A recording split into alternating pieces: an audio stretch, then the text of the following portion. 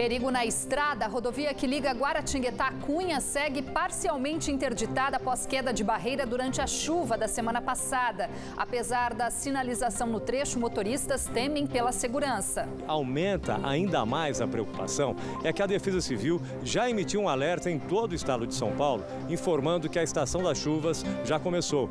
E ainda há o risco de novos escorregamentos de terra aqui.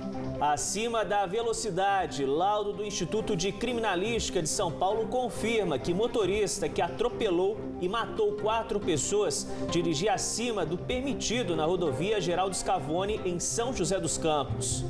Sem previsão, falta de leite especial para crianças alérgicas fornecido pelo Estado aumenta a preocupação de mães que não têm condições de pagar pelo produto em São José dos Campos. Eles ainda falam, vai chegar dia tal, dia 6, dia 30, eles ficam enrolando e a gente chega aqui, vem quase todos os dias e esse leite não chega. Sem manutenção, falta de infraestrutura e limpeza de terrenos baldios preocupa moradores em bairro de Guaratinguetá. Bichos peçonhentos têm sido presença constante nas casas. A gente está sempre com medo, né? De entrar dentro da casa da gente, a gente está sempre olhando por baixo de cama, sofá, quintal a gente mantém sempre limpo, evita ficar juntando entulho, essas coisas. Folclore natalino. O Museu de São José dos Campos reúne mostra de presépios artesanais feitos por artistas da região. Segunda-feira, dia 4 de dezembro de 2017. O que foi notícia na região, você acompanha a partir de agora. No ar, o Band Cidade, segunda edição.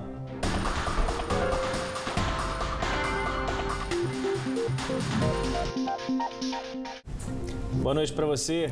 Olá, muito boa noite. A gente começa o Band Cidade de hoje falando sobre o início da temporada de chuvas que já causou estragos na região. Na última semana, a Defesa Civil Estadual emitiu alerta para evitar situações de risco nesta época. Mas os motoristas que passam pela rodovia estadual Paulo Virgílio enfrentam perigos. Isso porque há 5 dias a chuva derrubou uma barreira de terra na estrada. O local segue interditado em meia pista e os motoristas têm que se arriscar na contramão para passar, como mostra a reportagem de Márcio Correia e Claudinei Salles. A semana começou com uma montanha de terra sobre a rodovia Paulo Virgílio. Esta foto aérea mostra o tamanho do deslizamento. O barranco cedeu após a forte chuva da semana passada e toneladas de terra invadiram o asfalto na pista sentido Cunha. A queda de barreira aconteceu no quilômetro 34,5. Com a interdição parcial, a pista sentido Guaratinguetá passou a operar em mão dupla. Cones foram usados na sinalização e, apesar do trecho ser em uma curva, não houve congestionamento. Mas o trânsito livre não diminuiu a preocupação dos motoristas. É preocupante, né? Tem que ter mais atenção, mais sinalização, mais obras de contenção, né?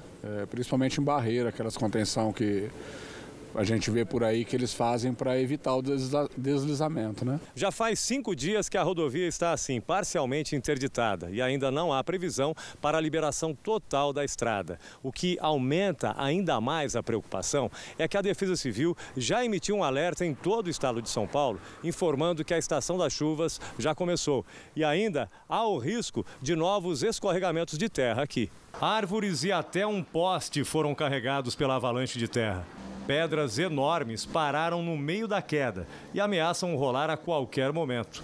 Técnicos do Departamento de Estradas e Rodagem já vistoriaram as condições do solo e deram início aos estudos para a recuperação do trecho. Mas o órgão não informou quando devem começar as obras. Enquanto isso, o local permanece sinalizado e com a presença de uma viatura do DR monitorando o trânsito.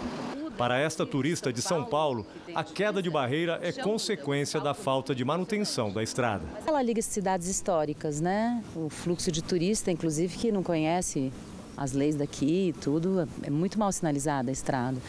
A parte de baixo da cidade de Cunha, então, quando você vem lá de Paraty, não tem sinalização nenhuma. Para quem não conhece, com neblina, é uma estrada bem perigosa. Acredito que sim, que devia ter muito mais cuidado, não só com essa, como todas as estradas do Brasil. Choveu forte agora há pouco em Taubaté e nesta terça-feira ainda tem previsão de mais chuva na região, mas ela não será tão intensa. Os detalhes você confere no mapa com informações da SOMAR Meteorologia.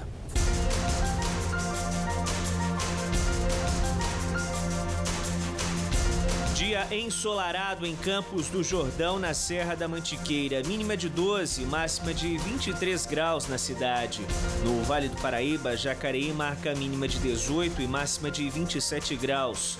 Nesta terça-feira, os taubatianos comemoram os 372 anos da cidade. O feriado deve ser com sol, mínima de 18 e máxima de 28 graus. Mesma temperatura prevista para Lavrinhas. Em Ilhabela, mínima esperada de 20, máxima de 28. Ubatuba registra 27 graus de máxima. Hoje fez 29 graus em Lorena. Nos próximos dias, a temperatura segue estável na cidade. Nesta terça, máxima de 30 graus e poucas chances de chuva.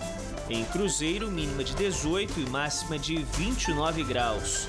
De volta ao litoral, em São Sebastião, faz máxima de 28 graus, com ventos a mais de 8 km por hora. Um homem de 36 anos foi morto a facadas pelo próprio irmão após uma briga no conjunto residencial Eumano Ferreira Veloso, na zona sul de São José dos Campos. O crime foi na noite de ontem. Segundo a Polícia Militar, a vítima estaria sob efeito de drogas no momento em que teria tentado agredir a mãe e o irmão, que acabou reagindo com uma faca. Após cometer o crime, ele fugiu. O caso será investigado pela Polícia Civil. O laudo feito por peritos do Instituto de Criminalística da Secretaria de Segurança Pública apontou excesso de velocidade no carro conduzido por Matheus de Jesus Souza, de 19 anos, que matou 4 pessoas atropeladas em setembro deste ano na rodovia Geraldo Scavone, em São José dos Campos. A velocidade máxima permitida na via é de 50 km por hora. A informação foi confirmada pelo advogado de defesa de uma das famílias durante reportagem exibida na última sexta-feira no Band Cidade e que abordou o reflexo da prisão de 25 policiais civis em São José dos Campos no andamento de processos como esse. Neste fim de semana, nós tivemos acesso ao laudo, que era o único documento que faltava para a Polícia Civil concluir o inquérito, como explica o advogado. Com relação à velocidade, a perícia constatou que no momento do acidente, o atropelador trafegava entre 89 e 105 km por hora naquela rodovia. No dia do acidente, o suspeito fugiu do local sem prestar socorro, porém foi detido dias depois em São Paulo. Matheus de Jesus Souza responde ao processo em liberdade. Nós entramos em contato com o advogado dele, porém ele informou que só vai se pronunciar sobre o assunto após ter acesso ao inquérito. Mudando de assunto, a proximidade das festas de fim de ano e o início das férias escolares fez aumentar o movimento nas agências de turismo de Taubaté. Quem deixou de viajar nos últimos 2 anos por conta da crise, agora volta a investir em uma boa viagem. Mas o ideal é sempre programar os passeios com antecedência para conseguir preços melhores e assim poder pagar em suaves prestações. Depois de 2 anos sem viajar durante as férias, dessa vez a Maria Luísa e o filho Nicolas pretendem fazer um passeio que vai compensar todo esse tempo. O destino será o litoral do Nordeste. Eles aproveitaram o início da semana para visitar as agências de viagens e analisar as melhores propostas. Estou fazendo uma pesquisa na agência, também vou entrar na internet também para procurar, para ver como é que está o preço, né, para ver qual está mais acessível para mim. Assim como eles, muita gente aproveita o início de dezembro para programar a melhor maneira de curtir as festas de fim de ano e também as férias de janeiro. Os destinos mais procurados no Brasil são Gramado, no Rio Grande do Sul, e as praias do Nordeste. Já o tipo de hospedagem preferido são os resorts, com sistema de diária com tudo incluso, e os cruzeiros marítimos. Nesta agência de Taubaté, a procura por pacotes para essa época está 20% maior que no mesmo período do ano anterior. O país, passou, né? Está passando por problemas políticos, mas a economia está se descolando um pouquinho desses problemas políticos. As pessoas estão conseguindo se planejar mais, estão voltando a acreditar no país, no crescimento e com isso voltando a ter confiança em viajar de novo, né? Saber que, né, vai conseguir fazer uma viagem tranquila com toda a família. O fim do ano é a época preferida para muita gente viajar, mas o período também é caracterizado pelos altos valores. Por isso, a dica para quem pretende investir em algum passeio é planejar com antecedência. Nas agências de viagem, quanto mais cedo for fechado o pacote, melhores são os preços e as condições de pagamento. O Jonathan vai casar no dia 15 de dezembro e deixou para acertar os detalhes da lua de mel na última hora. Mesmo com a vontade de não ir para muito longe, ele ficou surpreso com os preços. A gente está fazendo uma certa estatística, né? Está dando aí pelo menos uns 30% a 40% mais caro do que fora do período convencional, na baixa época, baixa temporada, né? Então a gente tem que pesquisar bastante para não acabar pagando muito mais caro. Já a Riane e o Gustavo estão riscando o calendário há um ano. O casal embarca no dia 12 para um cruzeiro na Europa, onde vão passar o Natal e o Ano Novo. Viagem que está sendo paga desde dezembro do ano passado.